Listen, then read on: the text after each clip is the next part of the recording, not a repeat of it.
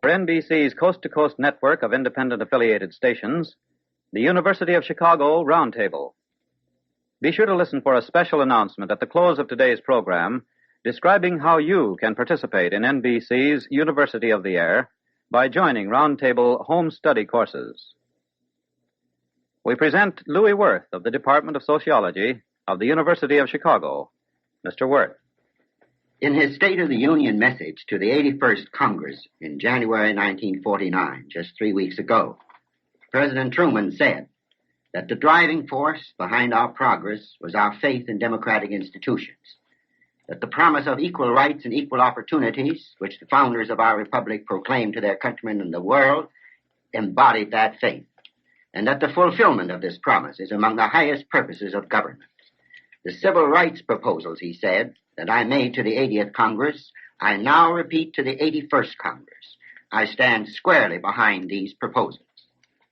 Joining me in today's University of Chicago Roundtable discussion, should President Truman's civil rights program be adopted, are Senator Alan J. Ellender, Democrat of Louisiana, and Senator Hubert Humphrey, Democrat of Minnesota. Do you agree, Senator Ellender, that these 10 points that the President mentioned to you in his message last year, and that he said he was still behind, embody the civil rights program as you see it? Yes, Mr. Wirth, I do. There are many for which I am for, and some I'm not. I would like to state that especially 3 of them are very provocative, and I presume will consume a lot of time in Senate debate. In order to accomplish his objectives, the President would have the Congress pass laws usurping the authority of the states to establish the qualifications of its voters. A right expressly guaranteed to the states by the United States Constitution. He would make lynching a federal crime so that if a lynching occurred, federal authorities could go into a state, supplant its local police officers, prosecute those officers, and even bring civil suit for damages against the county officials. Well, you say then that one of the important points in the program, Senator Ellender, is anti-lynching legislation. Yes. Do you agree, Senator Humphreys? Or are there any other points that you think are the part of the heart of this program? Well, I do agree, Mr. Wirth, that one of the important points of the program is anti-lynching legislation. Of course, the anti-poll tax, or as the President put it, providing more adequately the right to vote or guaranteeing the right to vote. Then, of course, the Fair Employment Practices legislation, which the President called for. I do think this ought to be said, that President Truman didn't just pull this program out of thin air. This program is the result of a considerable amount of study and investigation of the sociological pattern of the community pattern of America. And the President's Commission or Committee on Civil Rights made an exhaustive study of all matters that pertain to civil rights in this country and recommended this program. And the President, in a very courageous manner, presented the entire program to the Congress of the United States, and I stand foursquare behind him. I think it's a great effort to strengthen our democracy. This program on civil rights legislation that the President proposed and is part of the platform on which he ran. It's also part of the platform of the Democratic Party and, incidentally, also of the Republican Party, is it not, Senator Ellender? That's correct, Mr. Wirth. He so advocated it throughout the country. And might we say that his election was in part an endorsement of that program? Well, I would say so, Mr. Wirth. I imagine there might be some disagreement here on that. However, it was very evident to me that in some of the key states of the nation, where there is a considerable, where there are considerable numbers of people that would be directly affected by an active civil rights program, that the President carried those strategic states. And I look upon this election as a great mandate to the humanitarian purposes that the President outlined. Well, Mr. Wirth, I desire to say this, that if the records in all states were looked into as to the votes taken on November 2nd, it would show that the states of the Midwest, where a great deal of farmers are, probably won the election for the President. You don't refer to my state, Senator Ellender, where Chicago is located. Which well, I think Illinois went for the President. Certainly the whole state did. Even South Illinois, that's predominantly Republican, went for the President. But I would say this, that I don't believe that the election means that the Congress would have the right or has received from the President a dictation that this must be done. Well, may I just say a word about that, Mr. Wirth? I don't think that any one issue was controlling in this election. I've heard so many people say that the President received a mandate for this or a mandate for that. And I've heard many people say that this group won the election or that group was a decisive factor. Now, very frankly, I think this last election, if we must talk about it, and I don't want to talk too much about it, was a clear indication that the American people can think about program and vote on program and know exactly what they're doing when they make that kind of a decision. And that's one of the reasons the farmers voted as they did. Well, one of the points, then, I think we should discuss here today on this University of Chicago Roundtable is why this program should either be enacted or not enacted. Now, I take it from your statement, certainly at the Democratic National Convention, where you made an eloquent plea, that you are for this program, Senator Humphrey. Yes, indeed, I'm for this program. I'm for this program because I think that it means the extension of our democratic way of life. And Senator Ellender, how do you feel about it? Well, I'm for most of the program, except the enactment of a federal statute to permit people to vote in states. I'm against an anti-lynching bill, and I'm also opposed to this FEPC bill. Now, if you desire for me to state why I'm opposed, I can give you that. Well, there might be two reasons. One might be that you're opposed to them on principle, and the other is that you're opposed to them because they're inexpedient measures to carry them out. I don't know which it is. Well, I'm opposed to three of the measures because they're unconstitutional. I'm for preserving our Constitution. Well, may I just interrupt there? I would like to say that, of course, the matter of constitutionality is always a debatable point, and the only way we ever determine what is constitutional is ultimately by the courts of this country and the great body of our court known as the Supreme Court. It is for that reason I am perfectly willing to acknowledge that there are honest differences of opinion about the constitutionality of some of the legislation. But because of that, may I say that we ought to pass some of this legislation, in fact, all of it, and if it is unconstitutional, the court will so determine. If it is not, the court will determine. Well, Mr. Wirth, it looks as though Senator Humphrey has forgotten his oath when he became a senator. He took an oath to preserve, protect, and defend the Constitution of the United States. And I'm able to show now that the imposition of a poll tax statute by the Senate or by the Congress would be directly opposed to the Constitution. Well, it takes no Philadelphia lawyer to know this. Just a layman can read the Constitution and determine that for himself. I want to say, Mr. Wirth and Senator Ellender, I of course, am very much concerned about the oath that I took as a United States Senator. In fact, I'll never forget the great experience of taking that oath. And I am out to defend and uphold the United States Constitution. And may I say that there are times that men of great conviction and men of great legal learning have had wide differences of opinion about constitutionality. And in my point of view, and from my study of constitutional law, poll tax legislation is definitely constitutional. That lynching legislation, anti-lynching legislation is definitely constitutional, and fair employment practices legislation is definitely constitutional. And may I say that the Attorney General of the United States, who is the advisor on constitutional questions to the President of the United States, feels that these legislative matters are constitutional. Well, now, Mr. Wirth, I'm sure that Senator Humphrey remembers the famous case of Susan Anthony, where she suffered imprisonment because she tried to vote in the state of Vermont. And the Vermont legislature prevented women from voting. Now, how did that great lady accomplish the suffrage for the entire country? By going to the United States, to the Congress, and asking for a constitutional amendment. Well, these are ways and means that you senators are going to be arguing about in the next few days and weeks in the Senate, I'm sure. But the fundamental question I think we want to discuss here is whether it is desirable to reach the objectives that these forms of legislation are designed to achieve. Now, do we want all of our citizens to vote in elections and to be able to hold office?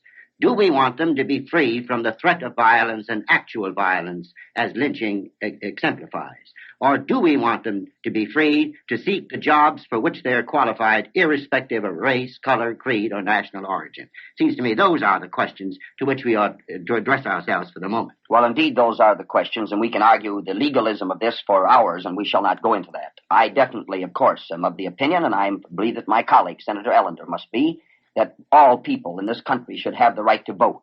I also believe, of course, that every person should have a guarantee of personal security. And surely, the very creed of American life, the impetus of this whole way of life of ours is opportunity, and equal opportunity, and fair opportunity, fair employment opportunities. And it's on that basis that I stand for this legislation.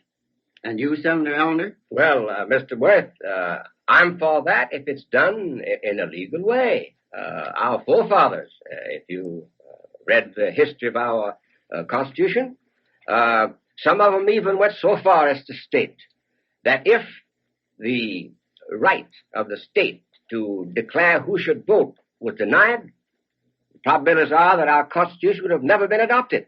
But Senator, and we've made marvelous progress. There was a time when all states had poll taxes.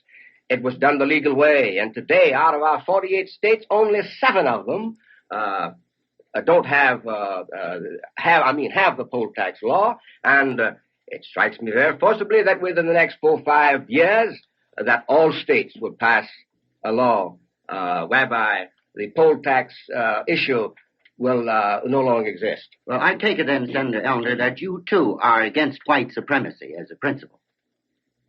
White supremacy? Well, white leadership. I would say this. Now, you bring up the subject. I would say this, that the Negro himself can't make progress unless he has white leadership.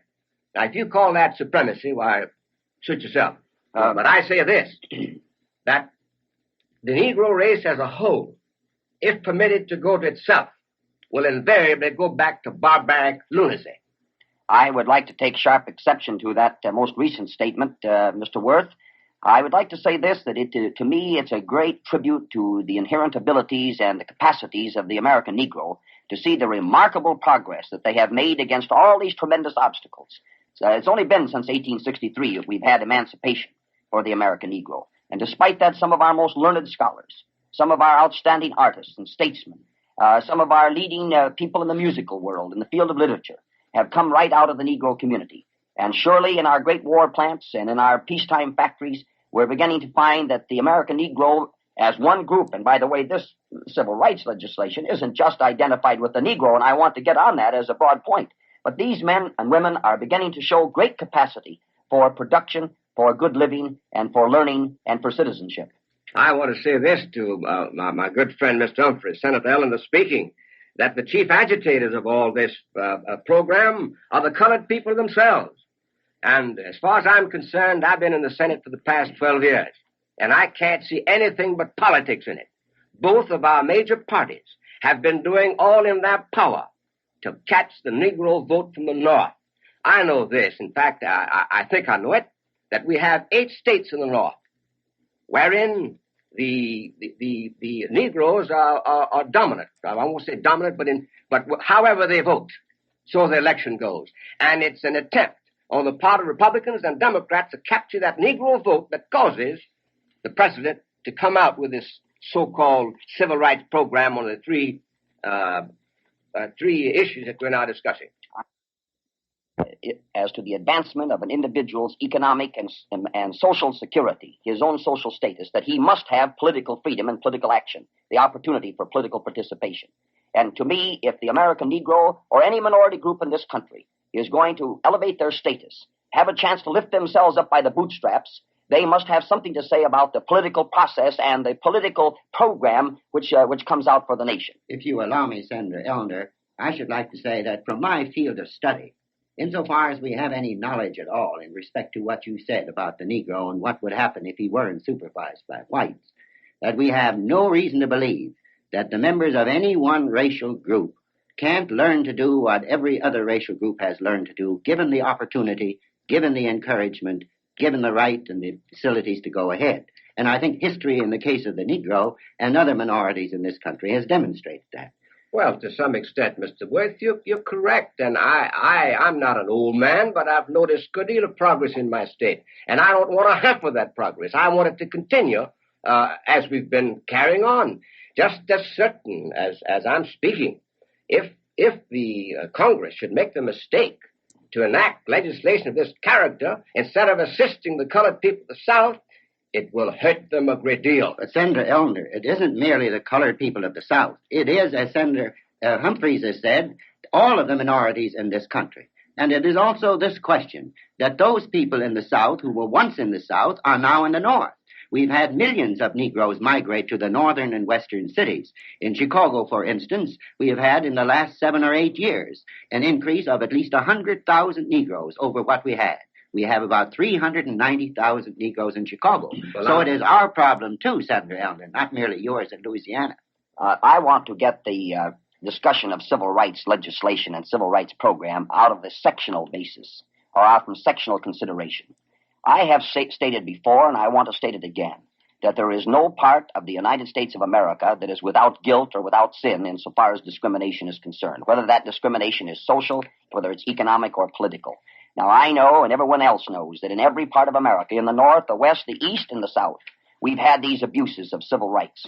And what I'm talking about, and I've said so many times, and I want to say again to my friend Senator Ellender of Louisiana, that we're not making a direct frontal attack upon the people of the South. And by the way, the people of the South have made great strides in these fields. That I recognize. I want to say that we've had discrimination in the North. We've had it on the West Coast. We've had it in the New England states and in the Eastern Seaboard states. And surely we need to be thinking not in terms of sectional interests, but in terms of the whole national welfare. Now, Mr. Senator Humphreys, you ought to read the congressional record of past debates on this question. The anti-poll tax bill is certainly level at the South because the states that do have poll taxes are in the South. And your anti-lynching bill is one that's also directed to the South. Oh, absolutely no question about it. Why don't you put your mobs in Chicago and over in California and over in New York, put them all on and let your county officials be held responsible and see how many votes you're going to get in the Senate if you so frame your bill as to put that. Now, I don't mean to say now that I would be for a bill of that character because it's my honest judgment that it's within the state to do that and not the federal Constitution. Unless a federal question, of course, is involved. I want to say in reference to Senator Ellender's remarks that surely there are 7 states in the South that still have poll taxes. Now, I want those states to go ahead, and it surely I would be a full support if they're going ahead and removing those poll taxes themselves. They're doing it now, Senator. And they are indeed. And I just want to be sure that poll tax remains off. Now, another thing I want to say as far as lynching, that's a tag that we have on legislation. What I'm talking about is legislation that guarantees personal security. And you're 100% right that we've had mob violence in many other areas of the country, and I am just as much against mob violence that isn't appropriately prosecuted, where there isn't due process of law, where the persons that are involved are not brought to the bar of justice. In the North, I'm just as much to see that it takes place in the North as I am in the South or as I am in the East or the West. And I say on that piece of legislation particularly, that surely has universal application in this country, and no one can justify the fact that an individual citizen of the United States is not given the protection of due processes of law of this country of ours. Senator Ellender, you have said that the states ought to have these rights to carry through these forms of legislation in matters such as the suffrage and segregation of the public services, some of which, by the way, are supported by federal aid. Yes, they've been doing it since their inception. And the administration of justice. Now, granted that the states are sincere in that demand, doesn't it seem, though, to be the height of hypocrisy to grant the states the right to deny to any portion of their citizens on account of race, creed, or color their elementary rights as citizens of the United States? And isn't that, in this case, the avowed purpose of the states' rights argument? No. We have the poll tax in Louisiana. We did away with it. Today, Negroes are permitted to vote if they want to. We don't deny that right. And the same holds true in most of the southern states. Now, there has been an effort since the Civil War, of course, to maintain white supremacy because of the fact that there were so many colored people in our midst who are uneducated and who are not far removed from savagery. And, of course, the South did try to protect itself in the past. But I want to say to you that in the last 30 years, just to show the progress being made in education, let us say, there is more money spent today in Louisiana to educate our colored people than there was 30 years ago to educate both our colored and whites. Now, if that doesn't spell progress, I'd like to know what spells progress. But incidentally, Senator Ellender, the whole human race isn't too far removed from savagery. Not Yeah, only but the one Negro part is of it. so close that he almost has a foot in Africa. But every person starts his others. life anew, irrespective of the people who went before him. Now, I didn't want to go into any personalities, Mr. Wirth. You brought it on yourself, sir. Yeah. And I don't care to engage in this debate and call out personalities. Well, all I want to say is that as far as going back to something primitive, the whole human race is pretty primitive still. We've got a long ways to go. And what advances we have made are sometimes offset by setbacks. Yes, but now, if the Lord... Is there any chance for somebody else to get in on this? I would say this, in answer to Mr. Wirth, if the Lord had desired to make everybody equal and everything else, he wouldn't have made colored men, red men, and yellow men, and white men, and so forth. What we're trying to do in the South, irrespective of what you say, is to try and assist the colored people. And if let alone, we're going to succeed. But don't try to force us to do it. I must get in on this conversation and this very fine roundtable by, again, trying to bring all of us back to the thought that we're not just talking about the American Negro. We've had Ku Klux Klanism in this country. We've had anti-Catholicism in this country. We've had and we do have anti-Semitism in this country.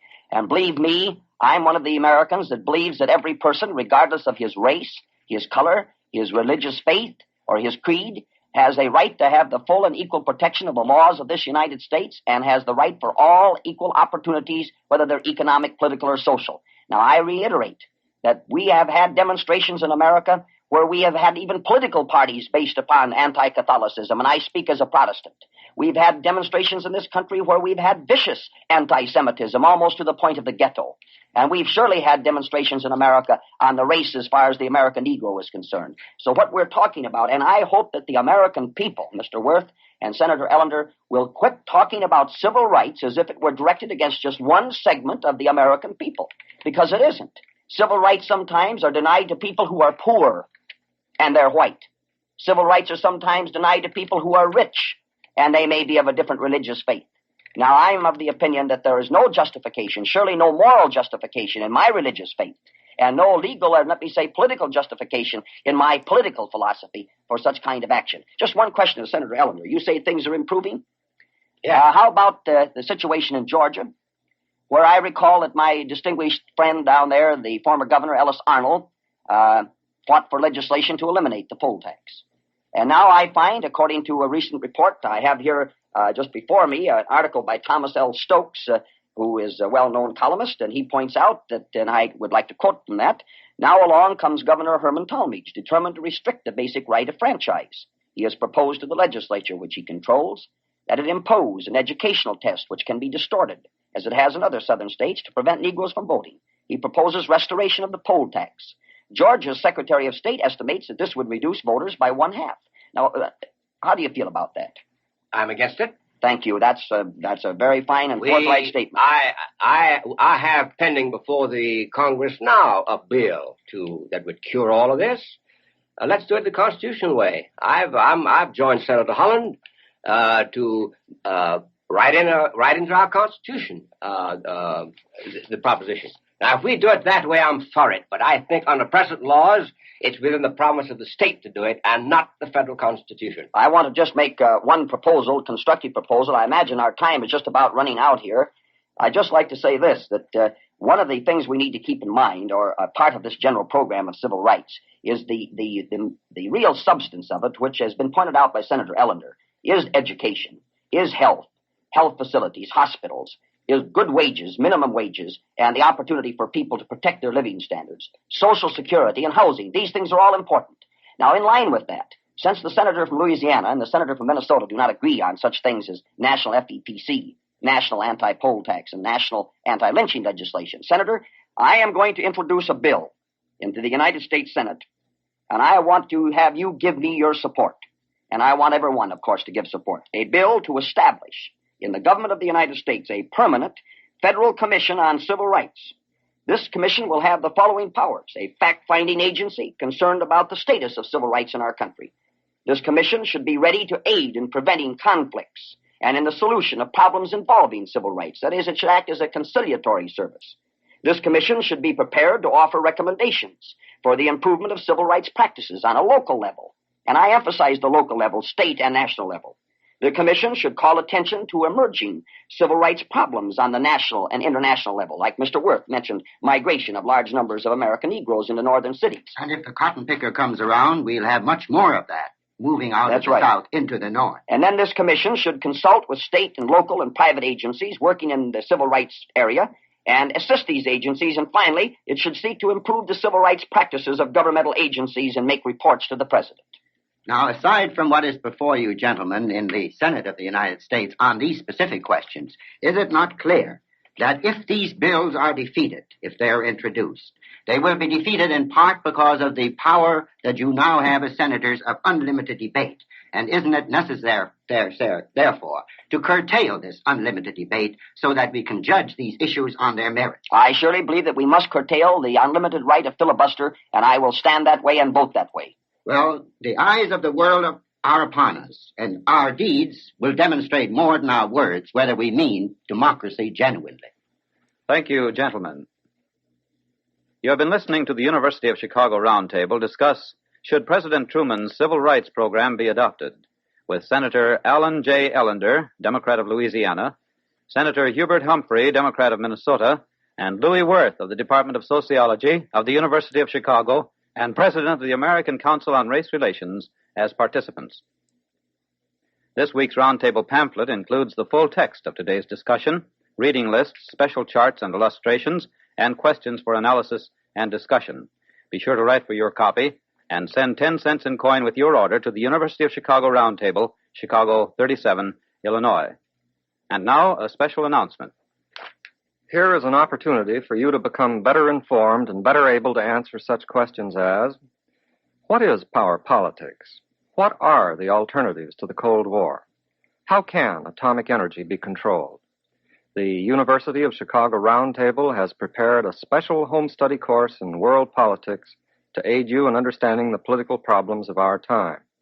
This course provides you with a library of political materials and may be completed in your own home. It is a presentation of NBC's University of the Air. Write your local station or the University of Chicago Roundtable, Chicago 37, Illinois, and ask for the leaflet explaining the course and how you can participate in Roundtable Home Study on world politics. You may begin at any time. The course is open to all.